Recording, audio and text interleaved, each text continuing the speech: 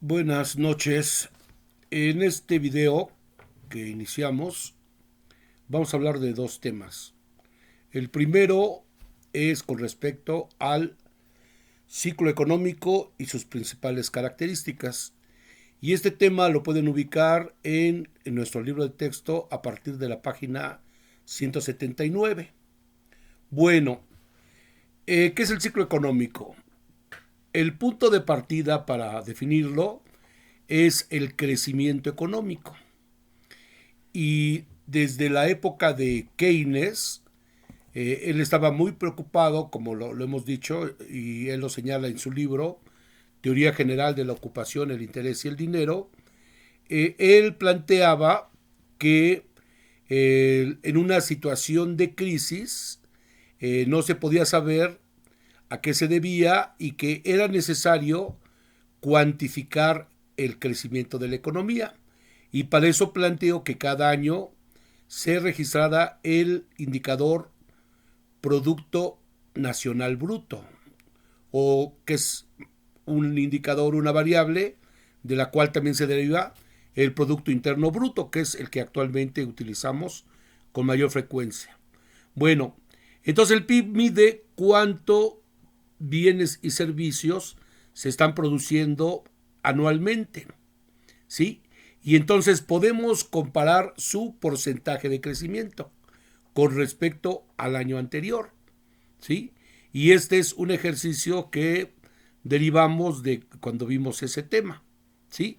Y entonces la economía puede continuar creciendo, ¿sí? Por ejemplo, si en 2015 el PIB creció a determinada cantidad, en 2016 crece a un monto todavía mayor, entonces podemos sacarle, calcularle su porcentaje a cada uno y podemos hacer una gráfica que nos indica que cada año ese Producto Interno Bruto está creciendo. Es una gráfica así, ascendente, hacia arriba, ascendente. Pero hay algunos años donde por alguna razón la economía se estanca y ya no puede producirse la misma cantidad de bienes y servicios en ese año. Y entonces puede ser que crezca a un ritmo menor. ¿Sí? Por ejemplo, si crecía al 5%, puede crecer ahora al 1%. Y aún más, el siguiente año puede crecer a tasas negativas, por lo cual la gráfica ahora iría hacia abajo, ¿sí? Y entonces puede ser que siga cayendo la economía el siguiente año y entonces seguiría cayendo. Y nuestra gráfica iría así, primero ascendente y luego hacia abajo, ¿sí? Y después de algún tiempo, ese ciclo que estaba abajo, ¿sí? Comienza nuevamente a tener crecimientos positivos la economía y empieza nuevamente a crecer la economía. De manera que en la economía se dan periodos en el cual el crecimiento económico está hasta arriba, se mantiene hacia arriba, pero luego cae y luego nuevamente sube. Y entonces a eso se le llama ciclo económico. Y el que desde mucho tiempo atrás se analizó el ciclo económico. Si bien no había cifras oficiales, sí había una estimación y los economistas se daban muy bien cuenta de cuándo la economía decrecía en tiempos anteriores a Keynes, ¿sí? Así, por ejemplo, Marx fue un economista del siglo XIX. Él ya había predecido que el ciclo económico era así, a veces ascendente, pero que el capitalismo iba a ir en una permanente crisis. ¿Por qué? Porque Marx señaló que los capitalistas, por más que estén invirtiendo, siempre su tasa de ganancia, el porcentaje en el cual ganan de todo su capital, ¿sí? Ese porcentaje va también a la baja, y es muy difícil subirlo. Y entonces la tendencia es que llega un momento en que los capitalistas, al disminuir dramáticamente su tasa de ganancia, llega un momento en que ellos ya no tienen incentivos para seguir produciendo y entonces dejan de producir y la economía cae. Ya había desde antes esa tendencia a las crisis, ¿sí? Bueno, entonces la economía, la actividad, el crecimiento económico no sigue una línea así constante. Así, miramos, imaginémonos, el eje vertical es el porcentaje de crecimiento y el eje horizontal son los años, ¿sí? Entonces va a haber algunos años en los cuales el PIB vaya creciendo, ¿sí? Y luego cae. Se creía en algún momento que la economía crecía constantemente. Y salvo algunos periodos había crisis, pero se volvió a recuperar y se pensaba que históricamente el capitalismo era un crecimiento permanente, pero no fue así. Y después nos damos cuenta de, ya una vez que se siguió esta metodología del PIB, de que lo que realmente sucede en la economía son ciclos económicos, así. A veces crece, a veces se desacelera, a veces cae, llega a un fondo que es la crisis y vuelve a la recuperación. Por lo tanto, existen 4 fases del ciclo económico. La primera fase es la crisis y es el momento en que el ciclo está muy abajo y el crecimiento del PIB o de la economía es negativo, ¿sí? Está abajo de cero, está abajo, está así como en un foso. Bueno, y entonces está el ciclo de depresión y es cuando se mantiene en el fondo de ese hoyo, por así decirlo, ¿sí? Está en el fondo. Pero después, poco a poco, la economía empieza a crecer. Y eso se le llama recuperación. Empieza a recuperarse. Y llega un momento en que la economía va creciendo más y llega un punto máximo que después ya no puede alcanzar más. Y entonces empieza a desacelerarse. Y a ese momento se le llama, después del auge, el auge es aquí arriba, cuando empieza a desacelerarse, empieza a caer y eso se le llama depresión, ¿sí? Entonces tenemos 4 ciclos, está el auge, la recesión, ¿sí? Y luego estaría la crisis, que es lo más profundo, la recuperación, ¿sí? Y luego el punto máximo es el auge. Y nuevamente. Y siempre la actividad económica ha tenido muchos ciclos permanentes. Cuando tenemos clases presenciales, yo dejo una tarea a los grupos, una vez que ya definimos lo que es el PIB, les dejo investigar, que investiguen el crecimiento de la economía mexicana desde los últimos 30, 40 años, desde los 80 para acá, 40 años. Y nos damos cuenta cómo hay momentos en la economía mexicana donde crece todo, está bien creciendo, pero también hay momentos donde la economía cae y caímos en varias crisis económicas y una recuperación y así. Hemos estado desde el 80 para acá, hemos atravesado como unas 4 momentos de crisis, ¿sí? Bueno, entonces también hay una teoría de los ciclos económicos de acuerdo a su duración.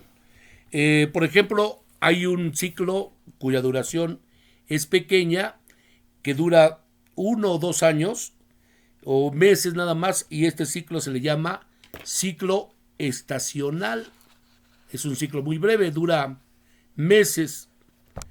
Bien, luego viene un ciclo juglar, así se le llama, y tiene una duración mayor, normalmente es de entre 7 y 11 años. ¿Qué es lo que ha ocurrido en la economía mexicana? Y ese ciclo económico se puede ver, se puede visualizar. Ahora, el ciclo anterior, el estacionario, habría que estarle dando un seguimiento semana por semana al crecimiento. Y entonces va a haber algunas etapas donde crece, así la grafiquita se pone así, miren, brinquitos, a lo largo de algunas semanas. Sí, pero si le damos una continuidad, unimos esos puntos y entonces vamos a tener una línea, arriba y abajo. Y entonces el ciclo juglar es el que podemos ver a partir de la estadística anual, porque se presenta cada 7, 11 años. Y les digo, en los últimos 40 años hemos tenido aproximadamente 4 ciclos, ¿sí? 2 en los años 80, 1 en los 90, perdón, tenemos 5, y otro en 2008 y otro ahorita con la pandemia. Son 5 ciclos muy claros, ¿sí? Bueno, también hay otro que se llama ciclo largo, y ese ciclo largo mide 50 años aproximadamente. Y aquí ya implica ya un crecimiento mundial, ¿sí? Por ejemplo, el siglo pasado tuvimos varios ciclos largos. Tuvimos esa crisis de 1929-33, ¿sí? Luego vino una recuperación muy baja y vino la Guerra Mundial, que fue terrible. Y después de la Guerra Mundial tuvimos un periodo de auge durante varios años. Y en los años 70 volvió a caer, ¿sí? De manera que en los años 70 hubo una pequeña crisis, ¿sí? Entonces, del final de la Guerra Mundial a los años 70 van 30 y tantos años, ¿sí? Y otra crisis después de esa en 2008, casi 40 años después, ¿sí? Y la de ahorita, pero esa es debido a la pandemia que nadie se esperaba. Y fue terrible. Sí, hubo una fuerza muy importante en esta crisis que estamos viviendo que hizo que llegáramos así. ¿Sí? Bueno, entonces varios autores han opinado sobre el ciclo económico. Les refería hace un rato a Marx. Marx señala que la caída, las crisis, se dan por la caída en la tasa de ganancia, que es permanente. También está la teoría keynesiana.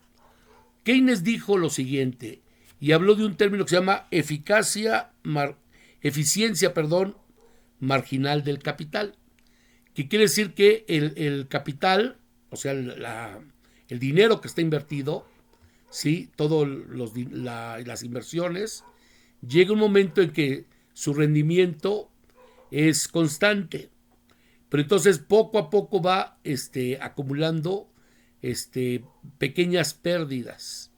La eficacia del capital empieza a tener menos eficacia, y eso se ve a nivel cada año, ¿sí? Es una eficacia marginal, pero que a lo largo de los años se va acumulando. Y entonces llega un momento en el que el capital ya no puede producir más, ¿sí? Y vino la crisis del 29-33. Y entonces Keynes plantea una fuerza externa, el Estado, para salir de la crisis.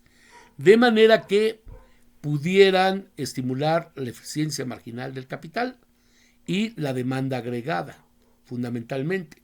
Eso ya lo vimos en las teorías económicas y en las clases de macroeconomía. ¿Sí? Bueno. Y también hay otros economistas monetaristas que hicieron una fuerte crítica a Keynes y las políticas keynesianas. Y entonces hablaron de los gastos públicos que elevaron la demanda y permitieron altos salarios. Aunque ustedes no lo crean, los monetaristas no están a favor de los aumentos salariales. Al contrario, ellos plantean que los obreros ganen poco. Por lo siguiente, supongamos el salario de una persona, ¿sí? Ese salario le sirve a esta persona para sobrevivir, comprar los bienes que necesita para ir viviendo. Pero si el salario es muy alto, tiene dos opciones. Una, consumir más, elevar su nivel de vida. en lugar de tener 5 zapatos, pares de zapatos, pues va a tener 20, especialmente las chicas, ¿no? Que quieren un zapato del mismo color de su bolsa, otro zapato del mismo color de su chamarra y así, ¿no? Hay una propensión a consumir más. Pero también los agentes económicos, recuerden ustedes que somos gente racional y está la propensión también a ahorrar, a destinar una parte de nuestro ingreso y meterlo al sistema bancario, a ahorrar, ¿sí? Y entonces, dicen los monetaristas, que la crisis se debe a que en un momento dado la gente quiere consumir más. Hay una propensión marginal al consumo y entonces eso hace que se demanden más cosas. Pero la planta productiva no ha creado las suficientes bienes y servicios para satisfacer esa demanda. Y entonces hay escasez y empieza la crisis. Esa es la postura de los neoclásicos, ¿sí? Y también los monetaristas, especialmente Milton Friedman, señala que la crisis también se debe al aumento de dinero en circulación, ¿sí? Y entonces Milton Friedman plantea la reducción del dinero en circulación como una solución a la crisis. Entonces vean cómo cada autor económico tiene una explicación a la crisis de acuerdo a su postura ideológica, de acuerdo a su forma de pensar, ¿sí? Bueno, esto es con respecto al ciclo económico, cuya lectura la pueden ver de la página 179 a la página 184. Ahora, pasemos a otro tema, y ese tema es con respecto a la tasa de interés, ¿sí? Y esa tasa de interés es un elemento muy importante para, para conocer la situación actual que estamos nosotros viviendo, ¿sí? Bueno, muy bien. ¿Qué se entiende por tasa de interés? ¿Sí? Eso lo pueden ver de la página 185 a la página 195. 10 páginas. ¿Sí? Bueno, muy bien. Entonces, la tasa de interés es lo siguiente. Partamos del hecho de que hay dos tipos de personas, ¿sí? Acuérdense hace un ratito lo que plantea Keynes y lo que plantean los monetaristas, Hayek, entre otros, plantean de que dado nuestro ingreso, los seres humanos podemos hacer con él lo siguiente. Uno, destinarlo al consumo. Pero también debemos de destinar una parte al ahorro. Por lo tanto, aquí sale una pequeña fórmula. El ingreso de las personas es igual a una parte que consume de ese ingreso más el ahorro. Ingreso igual a consumo más ahorro. Ahora, por lógica elemental, el ahorro va a ser igual a la cantidad de dinero que reciban. Mientras más ingreso tengamos, mayor capacidad de ahorro vamos a tener. Y mientras menos dinero recibamos como ingresos, menor capacidad de ahorrar tenemos. Pero entonces en este mundo vamos a ver que hay dos tipos de persona de acuerdo a esta situación del ingreso y el ahorro. Tenemos un grupo de personas que puede ahorrar, ¿sí? Bueno, también implica mucho la cultura, ¿sí? La personalidad, ¿sí? Hay gente que gana muy poco y le gusta ahorrar y consumen lo menos posible, ¿sí? Compran muy barato y van ahorrando, ¿sí? Y hacen cosas a pesar de tener muy poco ingreso y viceversa también.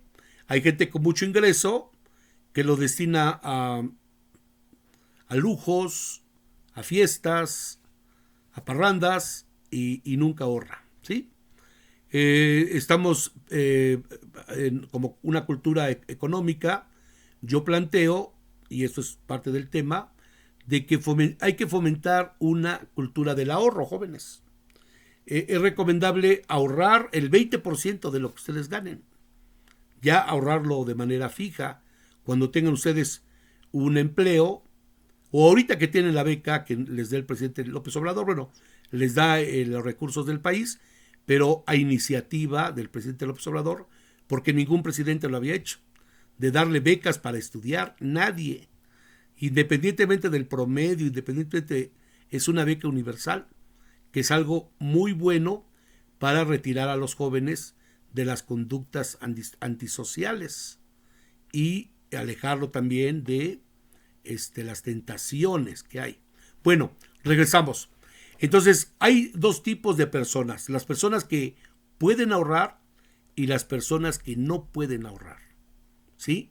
Y entonces, ¿qué sucede? Siempre habrá personas que tengan ahorro, dinero ahorrado, y habrá personas que al contrario necesiten dinero prestado, y entonces recurren a las personas que les pueden prestar dinero. Y eso normalmente lo hacemos nosotros.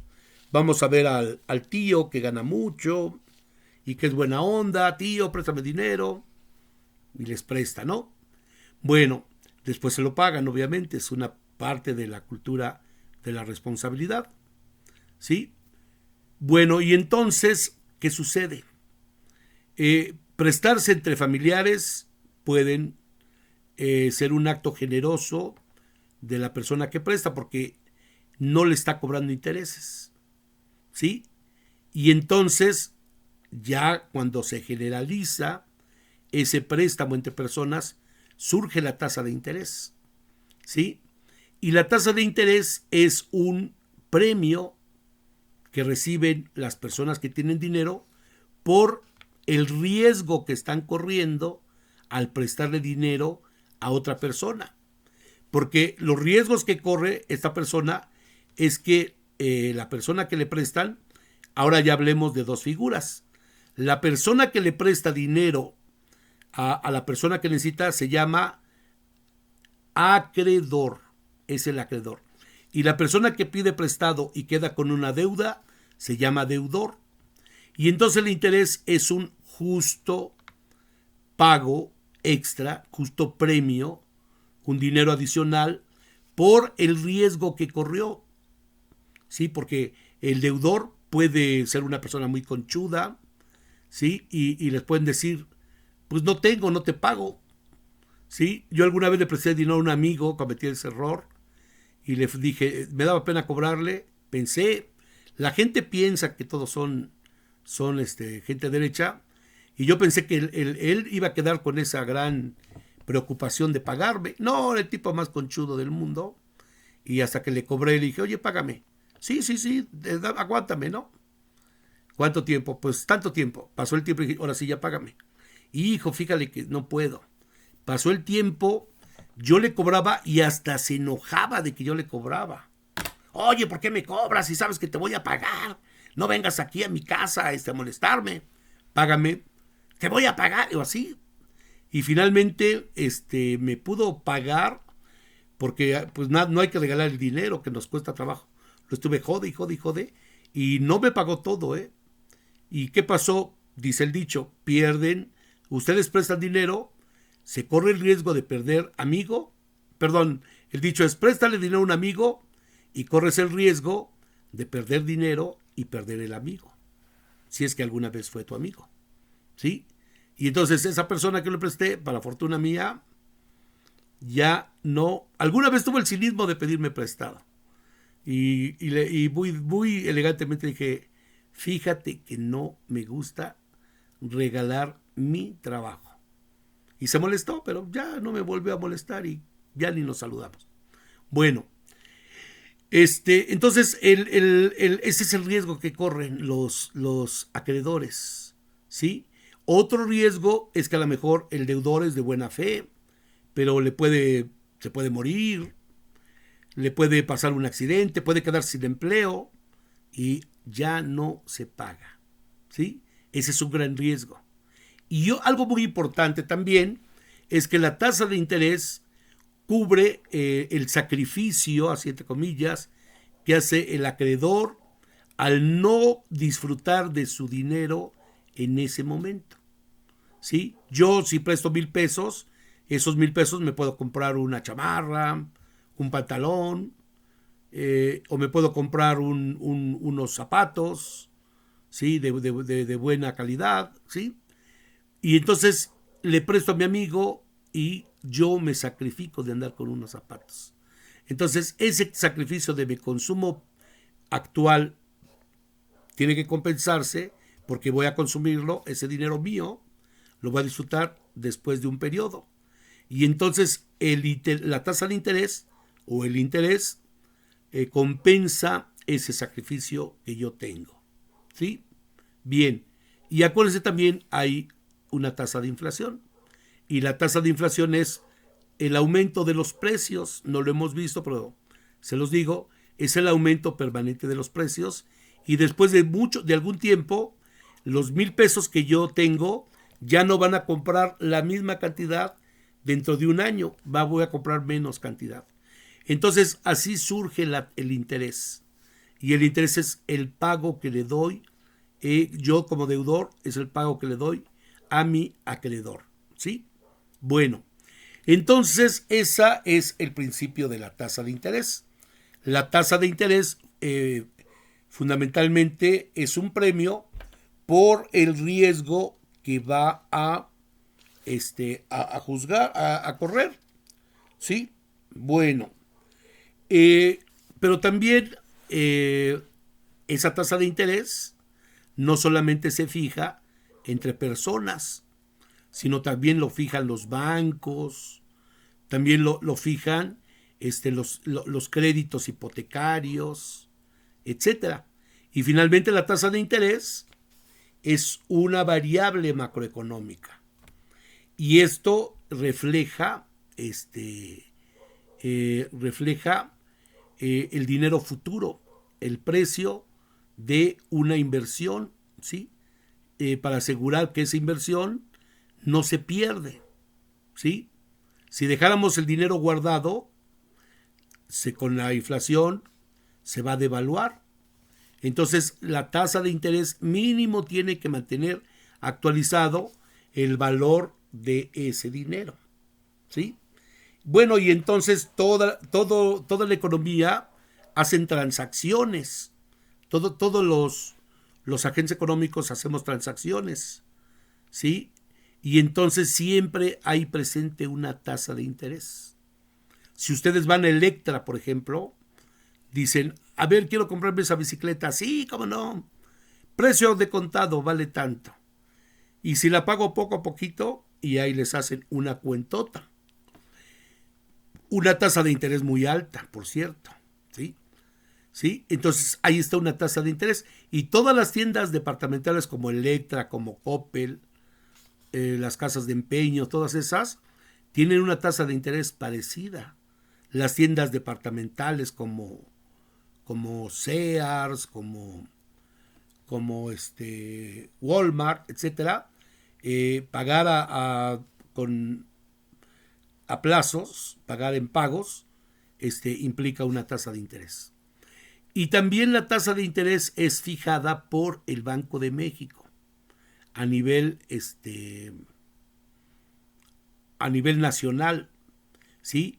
Y esa tasa de interés que fija el gobierno mexicano, la fija el Banco de México, pero es para el dinero que el gobierno paga de la deuda que el gobierno coloca.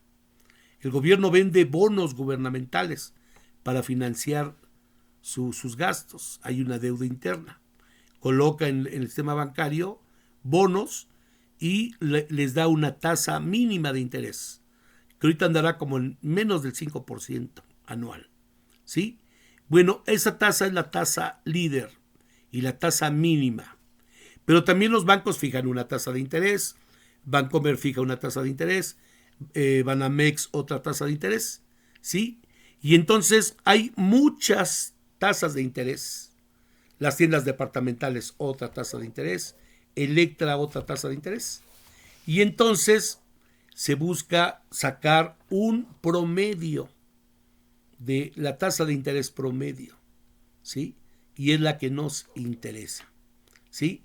Y esa tasa de interés también mide qué tan bien anda la economía o qué tan mal anda la economía.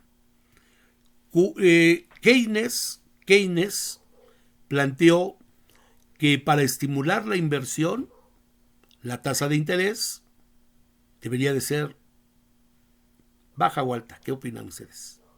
Baja, porque mientras los empresarios necesiten dinero para invertir, mientras más barato encuentren ese crédito, mayor incentivos van a tener para invertir.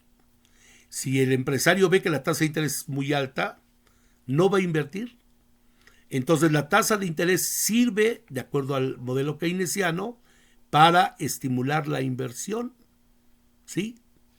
Y entonces, si la tasa de interés es muy alta, los empresarios van a preferir depositar su dinero en el mercado financiero, en bonos gubernamentales, en colocarlo en el banco y le paga un interés, etcétera, ¿sí? Bueno, muy bien. Entonces, esa es la categoría tasa de interés, ¿sí? Entonces, también, al igual que los ciclos económicos, la tasa de interés tiene que ver con dos aspectos muy importantes. Lo que dijimos, la propensión al consumo. Cuando la propensión al consumo es alta, la tasa de interés va a ser alta. Por la sencilla razón, acuérdense que ingreso igual a consumo más ahorro. La gente va a destinar más dinero a consumir y menos dinero a ahorrar. Y cuando el ahorro y el dinero es escaso, la gente demanda más ese dinero y la tasa de interés se dispara hacia arriba. Por lo tanto, hay que estimular que la gente ahorre más, y eso hace que la tasa de interés baje. Pero tiene que bajar también a un nivel que sea competitiva esa tasa de interés entre los bancos y tengan utilidades. Por último, vamos a decirles que los bancos están muy al pendiente de la tasa de interés que fija el Banco de México. Y también a nivel internacional, la tasa de interés la fija instituciones financieras. Está la tasa LIBOR, que es de Inglaterra, y es la tasa de interés mundial, porque acuérdense que en la actualidad los capitales circulan en el mundo. Así andan. Hay dinero mexicano que se va a Suiza, dinero suizo que se va a Estados Unidos, y así dinero estadounidense que viene a México, y así. Y entonces es muy importante que los mercados financieros sepan cuál es la tasa líder del mundo. La tasa LIBOR es la tasa líder del mundo en cuestiones financieras, ¿sí? Hay otras tasas también que manejan los bancos comerciales. No recuerdo su nombre, pero también en Estados Unidos hay una tasa del promedio de los bancos estadounidenses. Y esa es otra tasa de referencia o tasa líder. Bueno, vamos a hablar ahora de los bancos. Y los bancos tienen dos tasas de interés, ¿sí? Bueno, pero antes una pequeña explicación. Nos quedamos hace un rato entre préstamos entre dos personas. La persona que tiene dinero y las personas que piden préstamos. Hay muchos riesgos, tanto para el deudor como el acreedor, porque el deudor también tiene el riesgo de que el acreedor pague un abogado y lo metan a la cárcel por no pagar, ¿sí? O tiene el riesgo de que también hasta mande a algún cobrador y le dé sus trancazos, ¿no? O los dos se agarren a trancazos. Como yo estuve a punto con mi amigo que les dije, ¿sí? ¿Sí? Bueno, se la pierden. Finalmente es gente que tiene que sobrevivir, finalmente tiene que sobrevivir con su dinero. ¿Sí? Bueno, muy bien. Entonces, esos riesgos que tienen deudores y acreedores se superan, así entre comillas, se superan cuando aparecen los bancos, las instituciones financieras. ¿Sí? Y entonces, ¿qué son las instituciones financieras? Son instituciones que tienen solvencia económica, tienen mucho dinero, pero también tienen solvencia moral. No son rateros, no se roban el dinero de los clientes, ¿sí? Y deben estar garantizados sus ahorros, ¿sí? Porque cualquier gandalla puede quitarte tu dinero de cualquier banco, por así decirlo, ¿no? Entonces hay una regulación, hay una cultura y hay la legislación y las leyes protegen a los ahorradores. Y entonces los bancos se vuelven intermediarios, ¿sí? Y entonces el acreedor prefiere ir al banco y depositar su dinero y el banco le va a dar un interés pequeño, ¿sí? Y tiene su dinero garantizado. Porque a lo mejor el deudor le puede pagar una tasa de interés mayor, ¿sí? Hay gente que trabaja en los mercados, en la central de abastos, que prestan dinero, grandes cantidades, pero una tasa de interés muy alta, muy alta. Hay veces que prestan hasta al 10% semanal, ¿no? 10% mensual es mucho dinero, ¿sí? Bueno, pero hay mucho riesgo. Entonces hay mucho riesgo, ¿sí?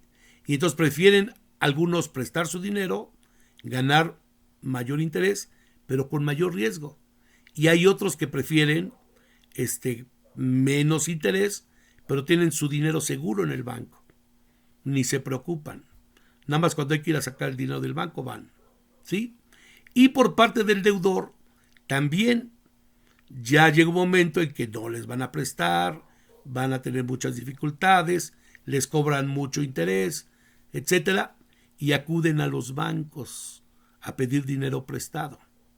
Y entonces el banco se vuelve un intermediario. El anterior acreedor ahora le presta, el acreedor le manda su dinero al banco y el banco tiene un dinero grande, un capital ahí, con el cual puede prestarle dinero a los deudores, que ahora ya no les prestan los antiguos acreedores. Ya antes era un préstamo directo, acreedor-deudor, ahora va a ser un intermedio financiero, acreedor, banco, deudor, ¿sí? Y entonces aquí surgen dos tipos de tasa de interés. El banco le va a pagar a las personas ahorradoras, les va a pagar una tasa de interés.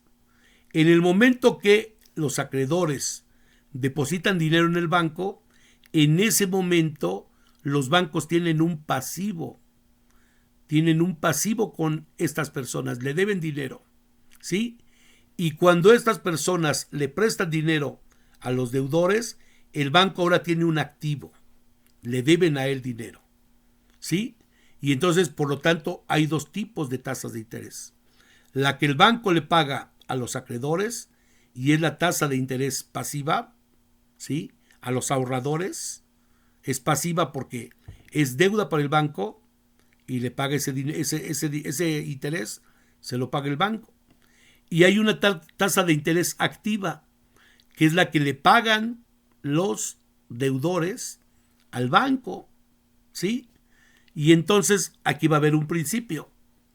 La tasa de interés activa, la que le pagan al banco, debe ser mayor a la tasa de interés pasiva, que es la que paga el banco.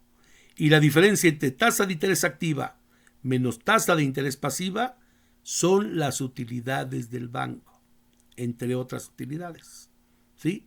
Y entonces hay dos tipos de tasa de interés, la tasa de interés activa y la tasa de interés pasiva, ¿sí? Y entonces con esto culminamos este punto que es tasa de interés. Este es un punto más pequeño, lo encuentras de la página 185 a la página 195. Bueno, con esto terminamos la penúltima charla de este curso, jóvenes. Ya nada más me quedan dos charlas y este curso se acabó. La tarea. Van a hacer una reseña muy parecida a las que han hecho, viendo este video, sacando los 15 conceptos más importantes, leyendo las páginas que ya les dije del libro y haciendo un resumen de al menos 4 páginas del libro de texto, ¿sí? Y ya, eso sería todo.